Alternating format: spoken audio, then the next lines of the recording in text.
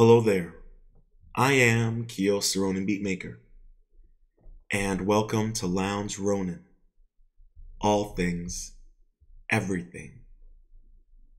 And before we get into it, if you are new to the channel, please make sure to hit that like button, subscribe, and ring that notification bell. And on this episode, we're going to discuss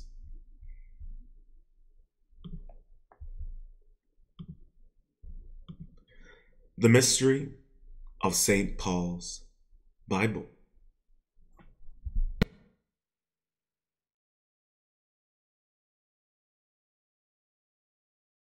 So without further ado, let us get into it.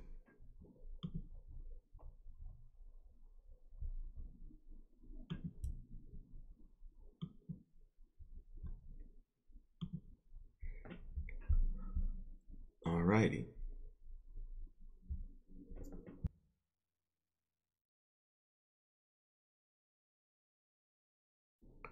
This article was updated August 27, 2021.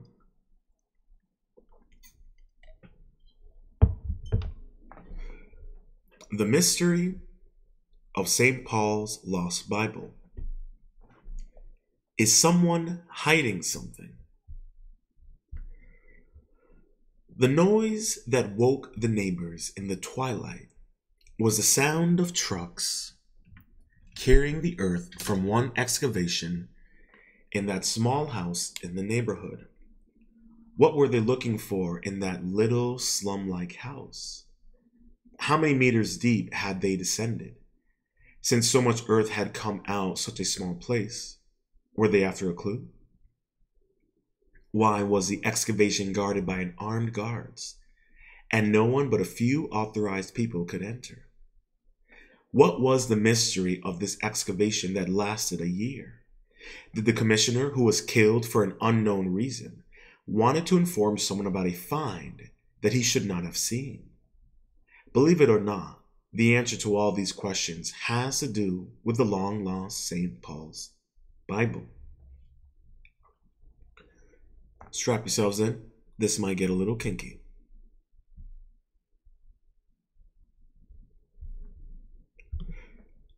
The Vatican Embassy in Turkey declared through official channels in 2019 that the house excavation had nothing to do with St. Paul's Bible, which was said to be found in and taken from Taurus or related rumors. If the rumor that St. Paul's Bible was delivered personally to the Pope long ago was untrue, why was it necessary to take these rumors seriously and make a statement at the highest level? Could this statement alone be seen as evidence and as a way for the source of the rumors disappear?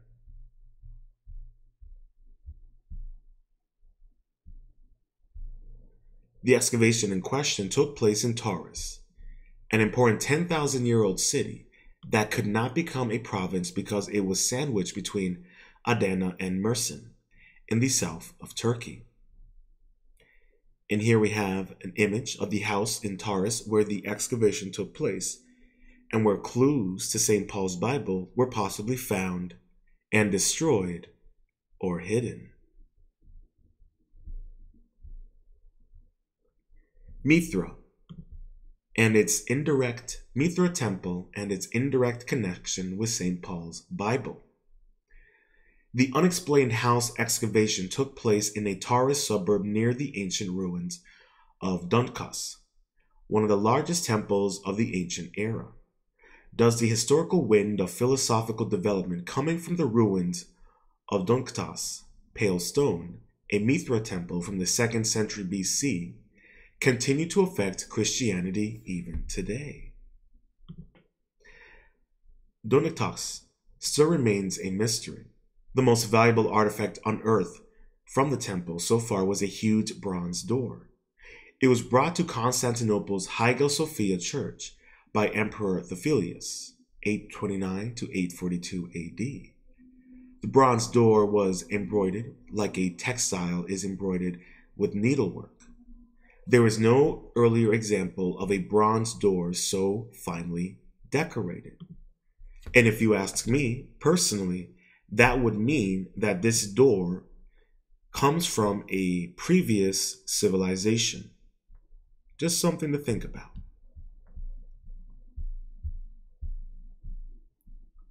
Especially when we look at many of the stories within the Bible. And as we're looking at right now with some of the mysteries behind St. Paul's Bible, needless to say, I would reckon that true history would be revealed, and the narrative that we are spun and told and forced to ingest would be nothing more than food poison to the actual healthy vegetation and meats that would be provided in the true history and the true practices of religion. But enough of a Ronin rant. Let's continue.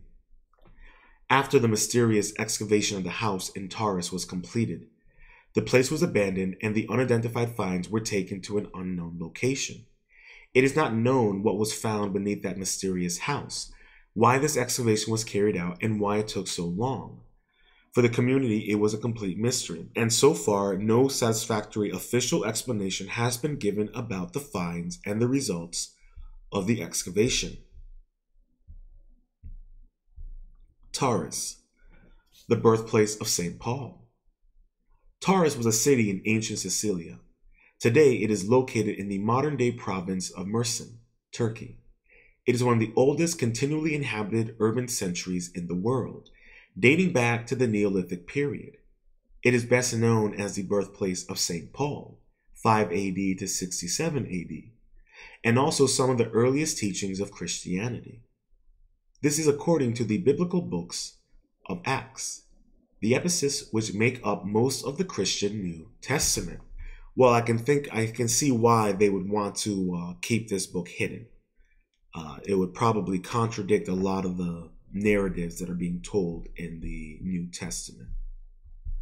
And that's something that we covered when we talked about, when we covered in the Who Wrote the Bible, and also in the Great Schism within Christianity. When you have people who want to control every aspect of religion to the point of politics and science being determined based on the Bible, to those who are more open to the original philosophical, spiritual, and medicinal practices of Christianity. If that's something you're interested in, Lady Babylon on YouTube, highly recommend. Let's continue. Taurus was home to an ancient school of ancient philosophies influenced by St. Paul's vision of Christianity. At the time of St. Paul, also known as Saul of Taurus, Taurus was a sophisticated urban scholarly center. It was home to a university and a library of 200,000 volumes. The city became a center of learning and philosophy that trained the famous philosophers of Stoic school. Taurus was home to one of the three largest universities in the ancient era, along with Athens and Alexandria. Here we have an image of St. Paul's Church in Taurus. The importance of education in Taurus continues today, and the Taurus American College, established in 1888, continues to be influential in Turkey today. Taurus is one of the unique cities of modern Turkey, known for its cultural diversity and tolerance. Because of St. Paul, Christianity more or less began in Taurus, and over time became the dominant religion not only in Sicilia, but Europe as well. The iconographic diversity of the countless terracotta Taurus figurines, which have been unearthed over the area since the mid-19th century, indicates how important religion was in the ancient center. Many early religions met and intersected in Taurus, and in the Jewish, Christian, and Islamic religions, the city is considered to be of great importance. Well, I can see how the St. Paul's Bible could be a problem, because if St. Paul's Bible is advocating for more Gnostic Eastern ideologies and ideals in relation to Christianity, that's going to be a problem for the Roman Church. That would be a problem for the Vatican. And we've covered a little bit of Coptic Church, Gnostic a little bit. There is some Gnostic texts that I've covered in relation to Jesus Christ and some other very fantastical things that deal more with the spiritual and the magical side of Christianity. But I digress. Let us continue. The geographic location of Taurus, at the crossroads trade routes linking the Aegean coast to the nearby cities of the east and the Levant sites right on the southern reaches of the Mediterranean basin. Thus, as a place of transit, Taurus was influenced by and absorbed numerous cultural and religious influences.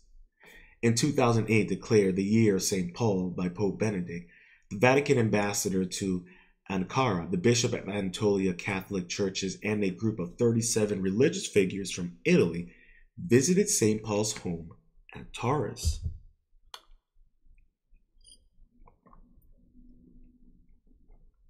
Pope Benedict, as a theologian and script scholar, wanted to direct the Christian world's attention to St. Paul, one of the most important figures in the history of the Church. St. Paul explicitly defined himself as an apostle of vocation, or apostle by the will of God. Believers called him the 13th apostle, or the first after the only. Here we have an illustrating of this is a 19th century artist rendering of the Library of Alexandria by the German artist O. van Corben, based partially on the archaeological evidence available at that time. The mystery of the tomb of the prophet Daniel, the story of the seven sleepers, the mystical legend of Shamraman, the love date of Cleopatra and Antonius, and many others. These are not the only myths and facts that make Taurus so popular, nor is Taurus American College, which has trained important people and leaders for Turkey and the world since 1888. Taurus, where the philosophy of Christianity began to form, was home to one of the few important schools of philosophy in the ancient era. We know that many important books were taken to Alexandria by Antonius and Cleopatra from the Library of Taurus. This library is also one of the three largest libraries of the ancient world, together with Antikythera and Alexandria. Unfortunately, while the Library of Alexandria was burning, the great knowledge of the ancient world from Taurus was also feeding that fire. In the ancient times, information was given in a lively discussion environment, not only at school, but also at public meetings. Thus, most of the community was able to benefit from the teaching. Taurus influenced the entire Aegean region 2,300 years ago with its school of Stoic and Mithra philosophies, and many important philosophies based in the city from the 3rd century BC onwards. Here we have a Mithra relief with original colors, reconstruction from roughly 140 to 160 AD. The connections between Mithra, Stoicism, and Christianity. The understanding created by the Stoic thought in Taurus and the personalization of the forces of nature, combined with the belief of monotheism, evolved into the belief in God, the Son, and the Holy Spirit in Christianity. Many religions and philosophies that are the predecessors of each other and affect the next movement have defined the forces of nature. Persia's Mithraism religion influenced Stoic philosophy in the 1st century. The Stoics' belief in astronomy and astrology from Mithra led to the formation of their fate cannot be challenged philosophies. The great principle of Stoicism is to act in accordance with nature. In nature, everything is God. To act in accordance with nature means to act in accordance with reason and wisdom, thus being in conformity with oneself. Raised in a world of Stoic philosophy, St. Paul was not completely indifferent to the social conditions lived in. For St. Paul, righteousness, virtue, devotion to religion, faith, helping the needy, loving God, and walking the path of Jesus and being knowledgeable were the rules that must be followed in life. When this monotheistic and virtuous understanding was enriched and wrapped up with Jesus and his miracles, the Christianity began to flourish. Early Christianity. One second, guys.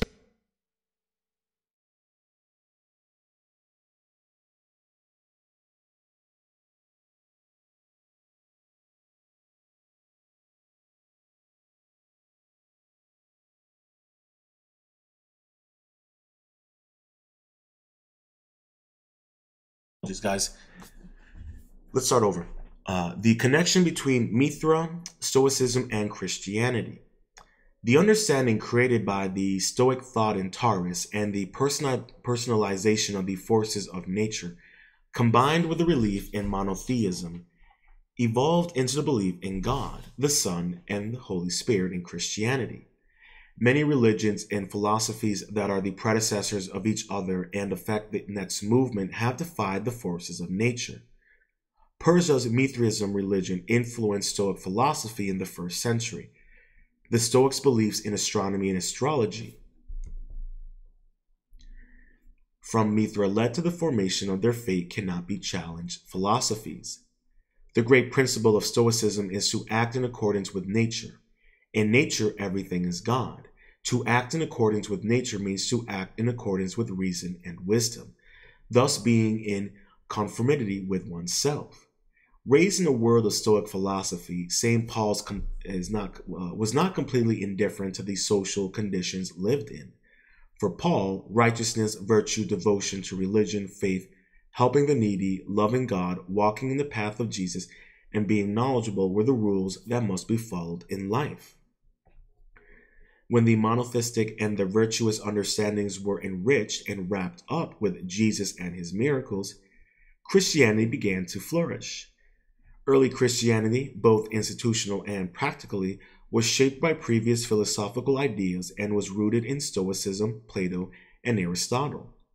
The ancient Greek philosophy based on trust in the power of the human mind was no longer dominant due to the creation of monotheistic religions. The new era of a single-centered medieval thought was in power, in which man would adhere to religion and what it says.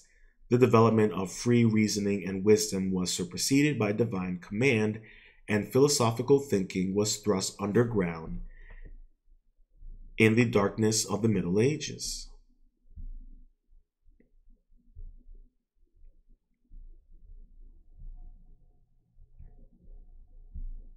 The God's Child myth. In prehistoric times, when modern humans were evolving, the father of a child was unknown, and there was no understanding of family. Sexual intercourse was done for pleasure. In fact, it was thought that the father of the child could be any of the one sky gods due to the falling rain, or an animal that was fought months ago. Initially, they witnessed a seed from a fruit turning into a crop, emerging from the earth and blooming, and considered it as a process of rebirth. This might have been the reason for them to start burying their dead and hoping for a rebirth in due time. This could also be the reason for them to think that the magical raindrops coming from the gods were to be blamed for impregnating women, gods being the fathers. This thought was accumulated in DNA memory of mankind and later in early religions, and many of these ancient civilizations believed in the myth of children from God. Yes, DNA memory is a very fascinating thing. The Assassin's Creed games do a decent job of tapping into that.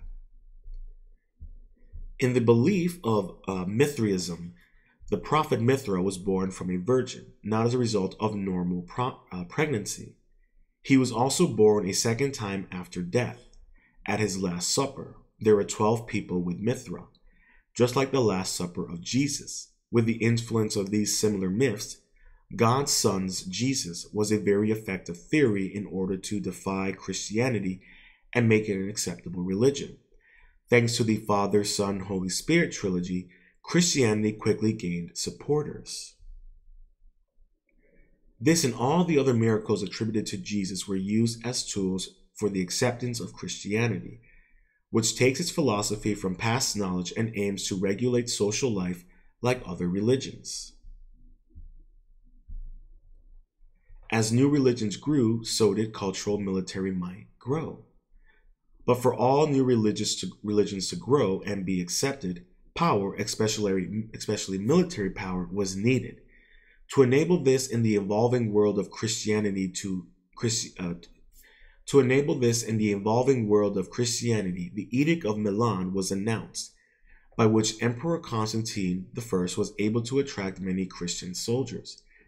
The Edict of Milan was a proclamation of tolerance towards Christians in the Roman Empire. It was a result of a political agreement reached in Milan in February 313 AD between the Roman emperors Constantine I and Licinius. The edict that Licinius announced to Eastern Rome in June 1313 gave everyone the freedom to worship any god they wished. Thus, Christians gained legal rights, which included founding churches. According to the edict, many properties confiscated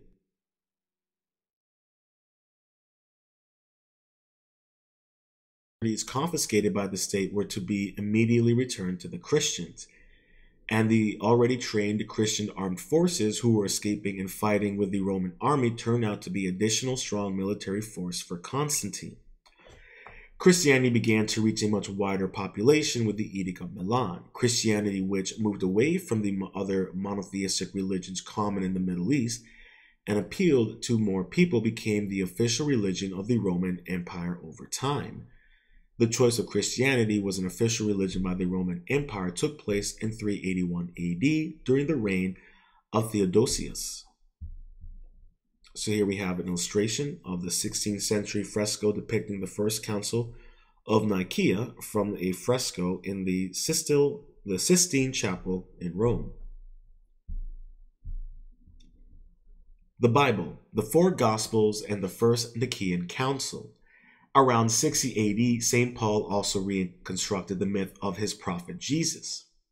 He established this new religion on solid foundations, which stated to spread out with the help of other apostles sharing the same goal. But there was an important problem. The Bible was not a single book. The different Gospels were written by many people and frequently expressed different and sometimes contradictory views. Some of the notables of this new religion, including priest Arius, accepted that God was the one and only creator, but they reject the concept of Jesus, the Son of God. As a result of these and similar view findings, supporters, and the proliferation of contradictory voices, the First Council of Nicaea, 325 AD, decided to destroy the Gospels with different and contradictory views and continue with only the four Gospels of today. And you wonder why. I'm not even going to get into it right now. The four Gospels were written by Matthew, Mark, Luke, and John and became part of the first accepted Bible of Christianity. St. Paul, who created the theory of Christianity, was able to express his views only through his letters in the second part of the Bible. What happened to the Bible that St. Paul wrote? St. Paul's Bible remains a most mysterious question. Was it lost, or was it found but hidden because it contained opinions contrary to the prevailing view? The New Testament consists of the Word of God reflected in the writings of the apostles, the Christian authors. If something went missing, then it looks like something went wrong, or that God's intentions were thwarted, either intentionally or unintentionally. And we all know it was more than likely intentionally. At the First Council of Nicaea met, St. Paul's Bible did not exist. In other words, the Bible was not said to be found in Taurus, and thought to be hidden there, not yet been unearthed. And it would not be found for another 1700 years, when it was discovered during the excavation in Taurus. Did it have to be hidden or destroyed? Could this have been deemed necessary at the expense of the witnesses? Did the findings in the excavation justify the views of Arius, who caused the meetings of the Nicaea Council? We do not know whether there were documents containing ideas which St. Paul used while developing his theory that were contrary to the general accepted views about Jesus. And here we have a papyrus with the idea of Jesus as the Son of God is much older than Christianity, and there are various versions of this story. The oldest one of all is the story of Thoth, the Egyptian Jesus. If you're interested into that, check out my Moses in Egypt, found in Egyptian texts. How many Jesuses are there in history? How many Jesuses are there in history? This is a great question, and the short answer is 4. The first and the oldest one that comes to mind is the Egyptian Jesus, who is the Egyptian god of wisdom named Thoth, 3000 BC. He became Hermes, who was blessed 3 times in ancient Greek period. According to Hermetic thought, Thoth is Jesus' predecessor, and we know that the first monotheistic belief was the belief in the Egyptian god Athon in 1300 BC. Then comes the Iranian Zoroastrian Jesus, Sawasafiant, 500 to 600 BC. The prophecy that the person who was born from the virgin woman would save the world was first stated in this belief, which can be seen as a foundation of Messianic faith. And we have the contemporary of the Christian Jesus from Anatolia. His name is Apollonius, and he was born in Bor, town of Tyre, in the Roman province of Cappadocia in Anatolia, in 3 BC, and died in Ephesus in 97 AD. The Jesus of Nazareth was thought to have been born in the year 1 AD and died around 30 AD. This means that Jesus passed away many years before the religion of Christianity was complete. I will repeat that. This means that Jesus passed away many years before the religion of Christianity was complete. Here we have a drawing of Apollonius of Tyre, also known as the Jesus of Anatolia. Apollonius, the son of the cultured and wealthy family, received a good education and went to Taurus at the age of 16. In the school founded by Pythagoras, he received his education in a setting that offered semi-religious teachings based on mystery and philosophy. The school shared a parallel view with Ophicism. The Ophilites, also called Ophians, were a Christian Gnostic sect depicted by Hippolytus of Rome, 170 to 235 AD, in a lost work, the Syntagma, the Arrangement. It is also stated by some that the Christian prophet Jesus is not one, but Apollonius himself.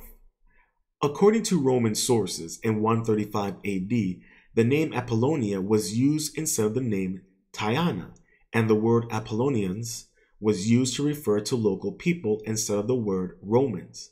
According to these documents, Apollonius of Tyre was a miracle maker, a healer, fortune teller, magician, and Neo-Pythagorean philosopher. Apollonius expelled the demons that caused famine in the city of Ephesus, just as prophet Jesus expelled demons from an evil woman. He resurrected the dead daughter of a rich family from Ephesus, just like Jesus resurrected Lazarus. While Apollonius was in trial in Rome, he suddenly disappeared in front of everyone in the courtroom, just before the death sentence was to be given. The situation was recorded in historical documents and the minutes of the Roman Empire. Oh boy. There are also claims that he cured the blind man and ended the Black Plague. With Historical Council of Nicaea, the name Apollonius was erased from history. The claim that he was Jesus was rejected. The name Tyana was to be used instead of Apollonia. Are they all the same person, or are they figures created by the same purpose and then clothed with many legends and miracles? In other words, were existing different people equipped with these philosophical and religious symbolisms? The legacy inherited by Stoa to Christianity is living, enjoying this world, not the other one that comes after death. Material environment is not important, and virtue is enough for happiness. St. Paul used Jesus to transform his philosophy into a religion. He needed such a mystery, a suitable figure, and several miracles. Moreover, stories and miracles occurring in many other places and times continue to be attributed to Jesus. The best part of the job was that the person who would become the symbolic figure and prophet of the religion, St. Paul, was trying to create was trying to create could no longer revive him because he was dead. The mysterious Taurus excavation, hiding a forbidden truth. Every religion needs a philosophical basis and miraculous stories to increase its credibility. From Egypt to Zoroastrianism, from the Old Testament to other holy books, from Sumer to ancient Greece, from Mithra to the Stoics, the same core, material and knowledge appears again and again. Since there are many people who believed in the sanctity of this essential core, material, the preference was to adapt the already believed miracles to the new religion, instead of creating brand new ones. Once the human brain was fully developed, the people started to wonder, research, and worry. During this quest, humans believed in many gods for a long time and tried to get rid of these worries a little bit. With the accumulation of knowledge and the alignment of ancient times, the thinking brain began to seek the truth in and around itself. The mind turned from pagan polytheism to philosophical thoughts. Before dogmatic religions, science was not developed enough,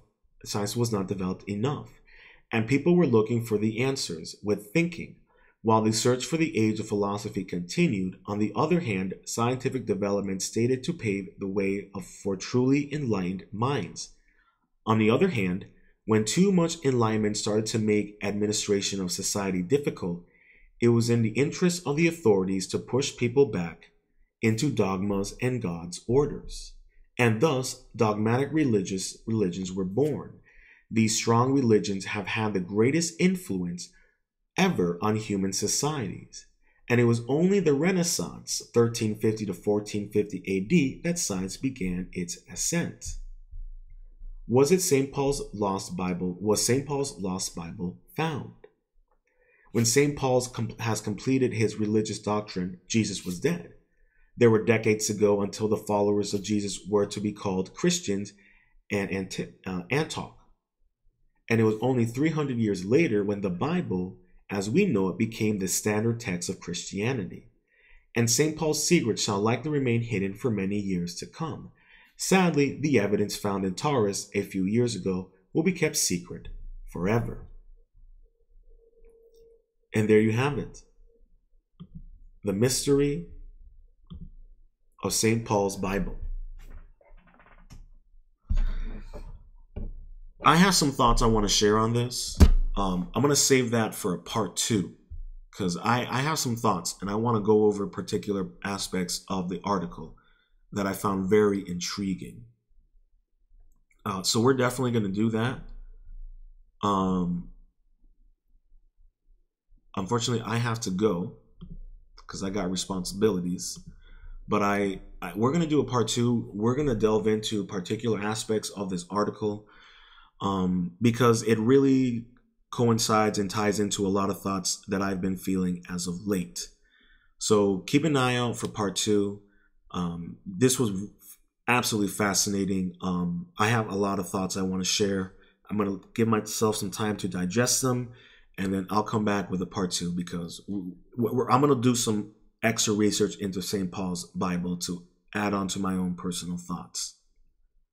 But until next time, stay positive, stay focused, stay true, and much love. And make sure to hit that like button, subscribe, and ring that notification bell.